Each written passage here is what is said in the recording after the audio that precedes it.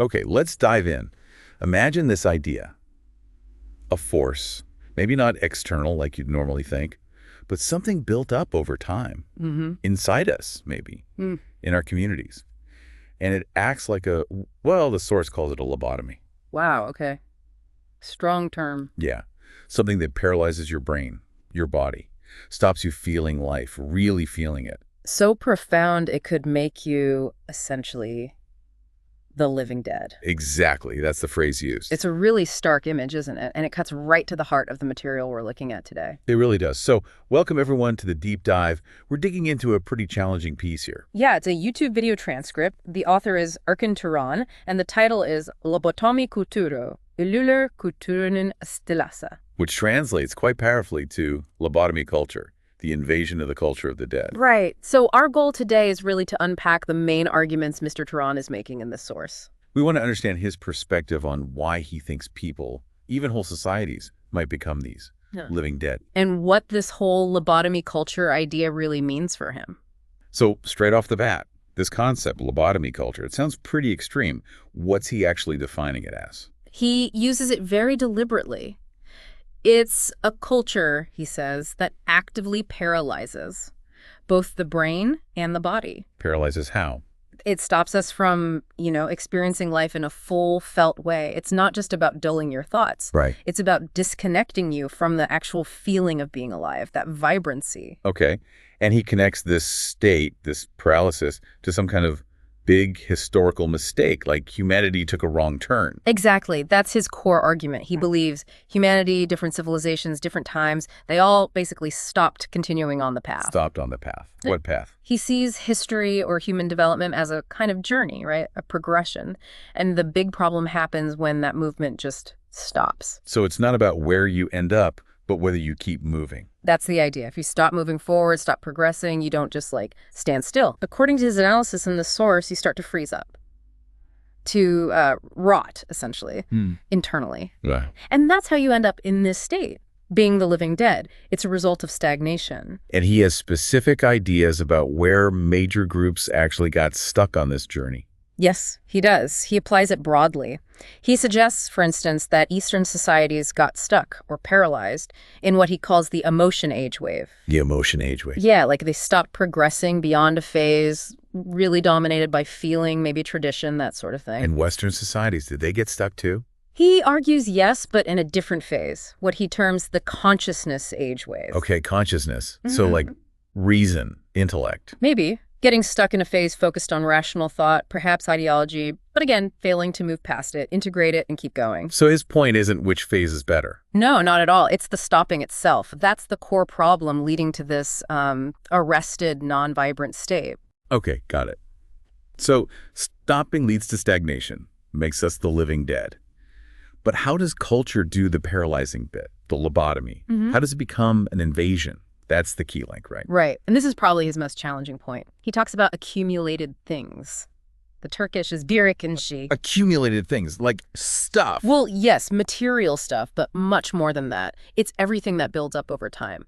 Immaterial things. Right. Traditions, ideas, language, memories, history itself, norms, values, beliefs, even how we understand reality, all of it just accumulates, piles up. Like layers of sediment building up over years. That's a good analogy. And his argument is that these layers, this whole accumulated past, it starts to gain power over us. Power. Not just influence. He claims it gets so dominant, it basically becomes our actual creator. Whoa. Wait, Right. Our creator. Instead of the primary forces we usually think of, yeah. Whether that's God or the universe, nature. He's saying it's this huge weight of the past that fundamentally makes us who we are now. that completely flips things around. The past shapes us, not some founding principle or future goal. It really does. And he links this to philosophy. He brings up Nietzsche. Ah, okay. Nietzsche's idea that the present is occupied by the past.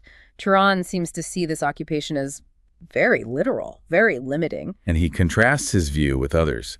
You mentioned Ali Shariati. Right. Shariati called culture a second nature, something deeply ingrained, almost like biology. But Turan thinks it's more aggressive than that. Yeah, he goes further. He uses words like invasion, occupation. It's not just shaping us naturally from within. It's an external force, the accumulated past actively taking over the present self, dominating it.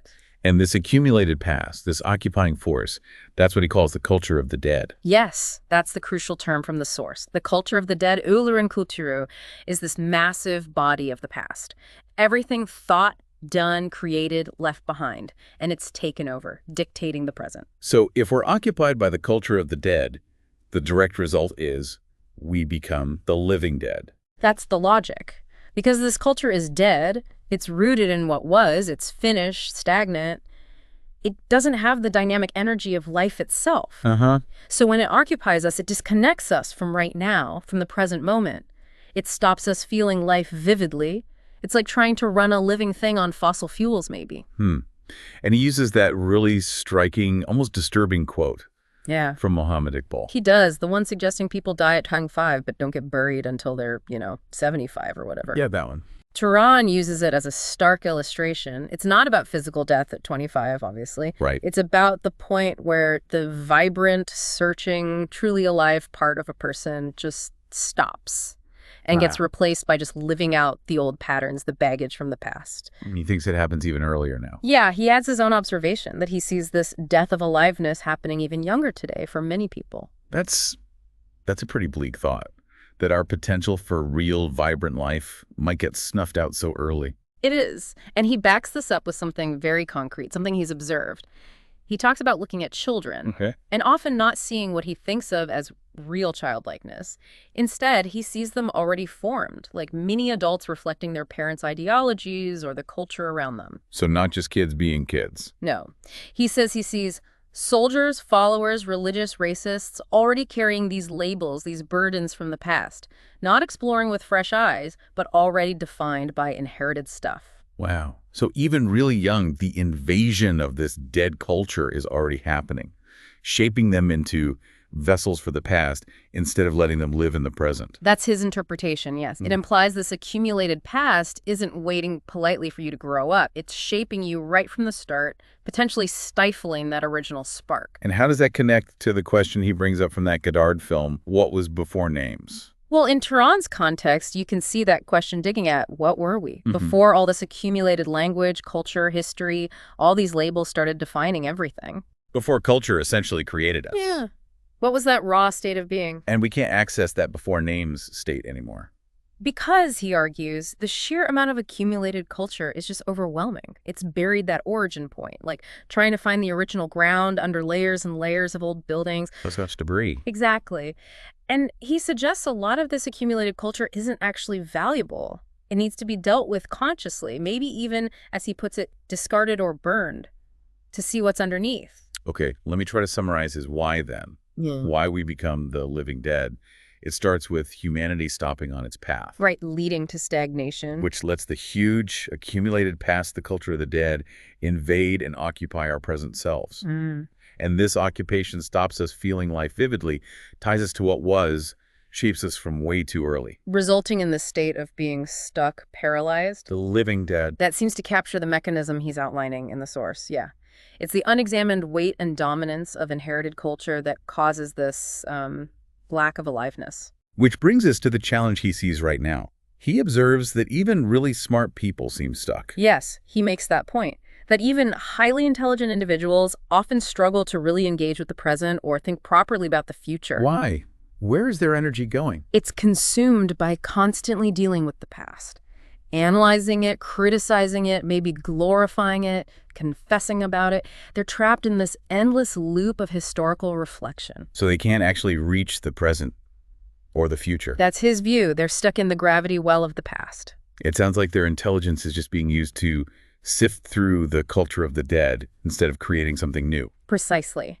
They're working inside the framework of that accumulated past, unable to break free and actually address today or build tomorrow. Okay, so if the problem is this occupation by the culture of the dead being stuck in the past, how does he suggest we break free? How do we escape this lobotomy culture? He proposes a method, a conscious philosophical one. He's apparently developed a system for actively filtering everything. Yeah. Filtering both the accumulated past that's already occupying us and also any new ideas or things we encounter in the future. Okay, a filter. How does that work? according to him, this filtering system? He describes it using two axes, what he calls vertical and horizontal axes. Right. The vertical axis is like a core principle, a fundamental one. He doesn't detail it much in this excerpt, but it seems to represent some kind of non-historical, maybe universal standard or value. Okay, a fixed principle Yeah. and the horizontal one. The horizontal axis is his philosophy of history. It includes that model of the 6 age waves we mentioned earlier. Yeah. So it's a framework based on historical development, a timeline. So you filter things by running them through both, this fixed vertical principle and the horizontal historical framework. Exactly. The idea is to assess everything against both dimensions. Does this idea, this tradition, this belief, does it align with the core vertical principle? Yeah. And does it help us move forward along the horizontal path of history? Or does it keep us stuck in a past age wave? So it's a way to consciously decide if something from the past or even something new is actually helpful, life-giving, or if it's just more dead weight, valuable or valueless, as he puts it.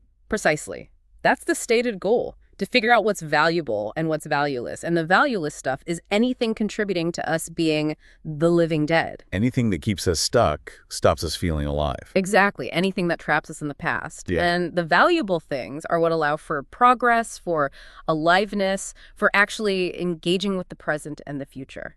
It sounds like a pretty radical call to, take control, to consciously choose our relationship with history and culture. It is. It's presented as a method to stop being just passively made by the past. Instead, you actively decide what parts of that past, if any, are actually worth carrying forward based on his specific framework. And he thinks engaging with his specific system, this filter, is the way out. Yes, that seems to be his call to action in the source. He says, engaging with his work, his philosophy, whether you're reckoning or conversing with it, is necessary to break free from this occupation by the dead culture. Because his method gives you the tools. The tools and the perspective, he believes, to finally think about today and the future, which he feels is impossible if you're still trapped by the past. So, quite an argument. Humanity stopped moving, the culture the dead invaded, turned us into living dead, stuck looking backwards. But there's a proposed way out. This conscious filtering using his framework to discard the dead stuff and embrace what's valuable for life now and for the future. It's definitely a challenging diagnosis and a demanding solution he's putting forward. It requires real active engagement with your own inherited world. It certainly makes you think. And it leaves us, maybe you listening, with this thought, drawing from the source material's perspective. Oh. If accumulated culture can act like this invading force, potentially making us living dead by tying us to the past, stopping us feeling alive now, what accumulated things, what bits of history, tradition, just unexamined stuff from the past in your own life or in the culture right around you might be acting like that kind of occupation? What might need filtering or maybe even discarding to let you step more fully into the present, into the future? Definitely something to ponder.